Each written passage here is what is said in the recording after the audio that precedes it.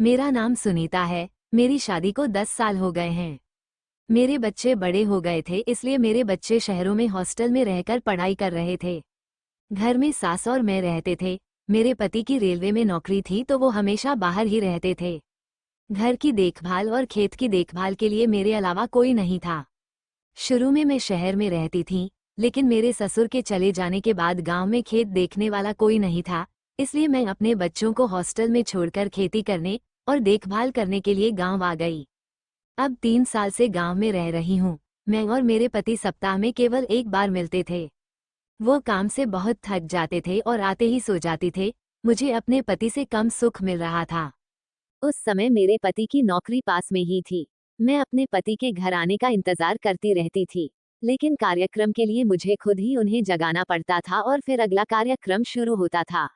गांव के घर के बगल में किसी का घर नहीं था, इसलिए मैं घर पर अकेले बहुत बोर हो जाती थी और मेरे मन में बहुत सारे विचार आते थे। मैंने सोचा कि अब तो मैं 40 साल की हो गई हूँ, अभी भी जवान हूँ, और बुढ़ापे में आनंद लेने से क्या फायदा जो जवानी में नहीं मिलेगा। मैं एक दोस्त बनाना चाहती थी और उससे प्यार करना चाहती थी, लेकिन प्यार करने, अपना जीवन बिताने और उससे अपनी इच्छाओं और आकांक्षाओं को पूरा करने वाला मेरे पास कोई नहीं था। 2-3 महीने बाद हमारे घर के पास एक नया घर का निर्माण शुरू हो गया। मुझे बहुत अच्छा लग रहा था कि मेरे घर के बगल में नए पड़ोसी होंगे। उन्होंने गर्मियों में घर बनाना शुरू कर दिया था और अब घर का निर्माण देखने उनका बेटा आ रहा था। पड़ोस की महिला मुझसे पूछने लगी कि क्या हमारे बेटे को आपके यहाँ रहने देंगे। मैंने पहले तो उन्हें मना कर दिया, लेकिन उसने बहुत जिद की तो मैंने भी उसे हाँ कहा और उस लड़के को कमरा देने का फैसला किया रहने के लिए। और सुबह शाम खाने का डिब्बा। अब अगले दिन लड़का आने वाला था। उसके माता पिता एक दिन पहले ही चले गए थे। उन्होंने लड़के को मेरा नंबर दे दिया था। जब लड़का आता तो वह मुझे फोन करने वाला था, और अगर उसे किसी भी चीज की जरूरत हो तो मैं मदद कर दूं, ऐसा दोनों पति पत्नी ने मुझे कहा था। मैंने उनसे कहा, हाँ, चिंता मत करो, मैं उसकी यथासंभव मदद करूंगी। मेरे पास भी करने के लिए कुछ नहीं था। मैं घर पर शांति से रहती थी। अगली रात अचानक मेरे मन में पति के न होने के कारण बहुत सारी अलग अलग भावनाएं आने लगी। मुझे ऐसा लगा जैसे रात में पहाड़ टूट पड़ा हो और मुझे उस पल में बहुत कुछ चाहिए था। मुझे क्या करना चाहिए और क्या नहीं, मुझे समझ नहीं आ रहा था। मैं खुद को रोकने की बहुत कोशिश कर रही थी। हालांकि मेरे मन में कई विचार आने लगे। मेरे पति को गए हुए अभी 2 दिन ही हुए थे और वो 8 दिनों तक मेरे पास वापस नहीं आने वाले थे। अगर वो मेरे पास होते तो मुझे अच्छा लगता और मेरी इच्छा पूरी होती, लेकिन मेरी इच्छा पूरी करने वाला कोई नहीं था। मैं खुद को रोकने की बहुत कोशिश कर रही थी, फिर भी मुझे नींद नहीं आ रही थी। मैं सोच रही थी कि कल आने वाला लड़का कैसा होगा। बाद में सोचा, कैसा भी क्यों ना हो, लेकिन वो मुझे खुशी दे, ये बात मेरे मन में बहुत थी। और उसे देखे बिना ही उस लड़के का सपना मेरे मन में घूम रहा था। मुझे पैसों की जरूरत नहीं थी, बल्कि खुशी की जरूरत थी, और उस रात मुझे बिल्कुल भी नींद नहीं आई। दूसरे दिन सुबह उठी, आज लड़का आने वाला था। मैं सुबह उठी और नहाकर अपना काम पूरा करके खाना बनाने बैठी ही थी कि मेरे मोबाइल की घंटी बजी। मेरे ध्यान में आए कि उसी लड़के ने फोन किया होगा, लेकिन वह फोन मेरे पति का था।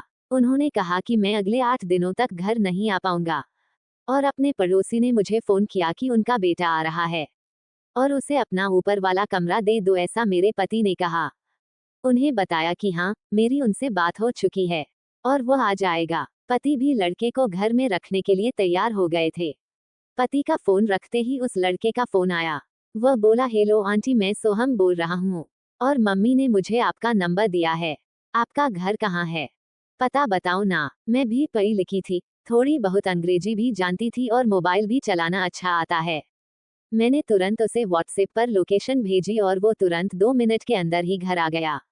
मैं उसका बेसब्री से इंतजार कर रहा थी।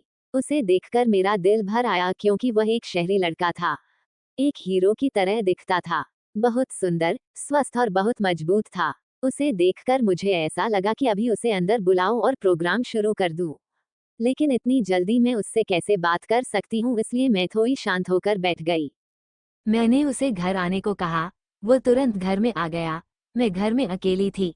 उसने कहा कि आंटी कमरा दिखा दो ताकि मैं आराम कर सकूं। मैंने सब कुछ साफ कर रखा था। लड़के ने कहा, वाह आंटी, कमरा बहुत साफ रखा है। मैंने कहा हाँ सब साफ रखा है, आप आने वाले थे इसलिए। तो उसने कहा मैं आपसे छोटा हूँ, तो आप मुझे सोहम ही कहो। मैंने कहा ठीक है। सोहम हाथ धोकर नीचे आ जाओ खाना खाने के लिए। मैं खाना खाने के लिए बैठने ही वाली थी कि आपका फ़ोन बजा। उसने कहा हाँ आंटी चेंज करके आ जाता हूँ, मुझे भी बहुत भूख लगी है। मुझे उसकी बातें अच्छी लगने लगी थी। मैंने कहा नीचे आ जाओ खाना खाने, वो तुरंत नीचे आ गया। उसने एक हाफ पैंट और एक टी शर्ट पहन रखी थी और वह खाने के लिए बैठ गया। वो सुंदर दिख रहा था, मैं उसे ऊपर से सब महसूस कर रही थी। वैसे मैं भी दिखने सुंदर ही थी, किसी को भी पसंद आ सकती हूँ।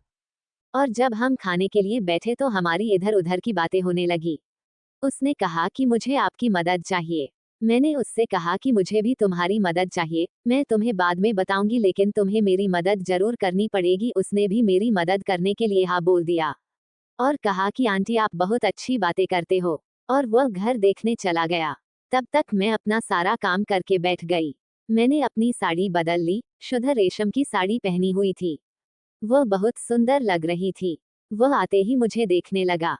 मैंने जानबूझकर पुराना ब्लाउज पहना था जिससे मेरा उभार आसानी से दिख रहा था और मुझे वही दिखाना था। उसने कहा कि आंटी आप जितना अच्छा बोलती हैं उससे कहीं ज्यादा खूबसूरत लगती हो। मैंने उसे कहा हाँ लेकिन क्या करे, तेरे अंकल को उससे कुछ फर्क नहीं पड़ता। जब से हम गांव आए हैं तो ऐसा लगता है जैसे हम एक दूसरे से अलग हो गए हैं। मैं बिना कुछ सोचे उससे बात किए जा रहा थी। उसे भी मेरी बातों से सब समझ आ गया था। उसने कहा आंटी मैं आ गया हूँ अब, आप टेंशन मत लो। उसके ऐसा कहने से मेरे शरीर में कर्क सा दौड़ गया। वो मुझे बता रहा था कि उसे क्या चाहिए। मैं तो सोच ही रही थी कि 1-2 दिन तक पहचान होने के बाद उससे बात करूंगी। जैसे ही उसने यह बात की, मैं समझ गई इसे भी प्यास लगी है और मुझे भूख। हम दोनों की भावनाएं एक जैसी थी। मैं बिना कुछ सोचे उसके पास गई और बोली तुम्हारी आंटी जैसी दिखती हैं, वैसी नहीं हैं। तुम्हें कैसे पहले ही पता चल गया कि तुम्हारी आंटी खूबसूरत हैं? उसने कहा तो कैसे पता चलेगा। मैं उससे बिना कुछ कहे नीचे चली आई। कमरे में चली गई, क्योंकि बस उसे खेल के लिए तैयार करना था और मैं खेल के लिए तैयार हूँ, ये दिखाना था। मेरे पास बहुत समय है, इसलिए मैं निश्चित थी कि वह आज रात तक आकर मुझसे बात करेगा। लेकिन रात के 10 बजने के बावजूद उसने मुझे कोई रिस्पॉन्स नहीं दिया।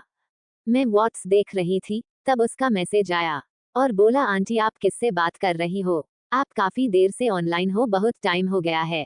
मैंने कहा कुछ नहीं, ऐसे ही मोबाइल देख रही थी। उसने कहा मुझे बिल्कुल नींद नहीं आ रही। मैंने कहा हाँ नई जगह है तो ऐसा ही होगा। उसने कहा हाँ और मैंने उसे गुड नाइट कहा। तो उसने कहा क्या आपको नींद आ रही है? मुझे नींद नहीं आ रही। उसके आगे कुछ कहने का मैं इंतजार कर रही थी। उसने कहा हम चैटिंग करते हैं। मैंने कहा कल बात करेंगे। तो उसने कहा नहीं मुझे नींद नहीं आएगी। वह बोलने लगा जब से आपको देखा है कुछ अलग ही महसूस हो रहा है। आप बहुत खूबसूरत हो। उसने कहा जब से आपको देखा है मैं सब कुछ भूल गया हूँ। मैंने कहा मैं उम्र में तुमसे बड़ी हूँ, तुम बहुत छोटे हो। उसने कहा फिर क्या हुआ? मैंने कहा तुमने शहर में बहुत सारी खूबसूरत लड़कियां देखी होंगी। उसने कहा आपको देखने के बाद मैं सब कुछ भूल गया हूँ। ऐसी बातें करने के बाद मैंने व्हाट्सएप बंद कर दिया। मैं चुपचाप बैठी थी और वह मैसेज टाइप कर रहा था। वह मुझे कुछ मैसेज भेज रहा था लेकिन मैंने कोई रिप्लाई नहीं किया, कोई जवाब नहीं दिया। उसने कहा कि सॉरी सॉरी, मैंने बहुत सारे मैसेज किए क्योंकि मेरे मन में जो था वो मैंने बोल दिया। मैंने उसके एक भी मैसेज का रिप्लाई नहीं किया। आखिरकार उसने फोन किया और रूम के बारे में बताया। मेरे रूम की खिड़की नहीं खुल रही है और गर्मी हो रही है, आप खोल के दे दो। मैं देखने के लिए ऊपर गई। मैंने ऊपर जाकर देखा उसने खिड़की खोलने की कोशिश भी नहीं की थी। उसे मुझे ऊपर बुलाना था। जब मैं खिड़की खोल रही थी उसने अपना हाथ मेरे पीछे की खिड़की पर रख दिया। उस वक्त उसका शरीर मेरे शरीर से चिपक गया। तब मुझे महसूस हो गया कि ये उम्र में छोटा है लेकिन क्रिकेट अच्छी तरह से खेलेगा। उतने में उसने मुझे पीछे से पकड़ लिया। मैंने ऐसा कभी नहीं देखा था और मेरा मैदान तुरंत क्रिकेट खेलने के लिए तैयार हो गया था। जब उसने मेरे मैदान को छुआ और इसकी जांच की, उसे तुरंत पता चल गया कि मैं भी तैयार हूँ। वह तुरंत उठा और क्रिकेट खेलने के लिए तैयार हो गया। मैंने बहुत दिन से कोई मैच नहीं खेली थी, इसलिए मैं काफी उत्साहित थी। उसने लंबे समय तक लगातार 3 क्रिकेट मैच खेले। और मेरे मैदान को खराब कर दिया। बाद में हर दिन मेरे मैदान में मैच होता था, मैं काफी खुश थी। वो मुझे खुश रख रहा था। उसके घर का काम पूरा होने के बाद वो मेरे पड़ोस में ही रहने लगा और हमारा खेल ऐसे ही चालू रहा। इस तरह से मेरी दिल की चाहत पूरी हो गई।